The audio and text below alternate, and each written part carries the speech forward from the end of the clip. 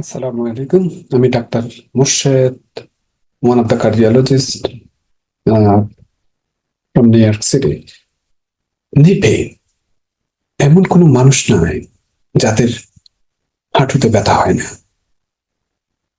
ইদানিং অনেক ইয়ংদের মধ্যেও এটি হচ্ছে।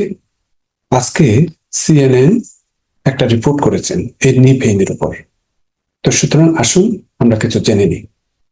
ওনারা বলেছেন যে নি পেইন বিগত 20 বছরের মধ্যে 65% ইনক্রিজ করেছে ইউএসএ। এবং আমার দৃঢ় বিশ্বাস এটি কিন্তু পৃথিবীর সর্বত্রই এখন অনেক মানুষ হাঁটুর ব্যথায় ভুগছেন। তো এখন কি করতে হবে? ওনারা বলছেন যে পেলে এক্সারসাইজ ইন পার্টিকুলার খুবই ভালো অপশন।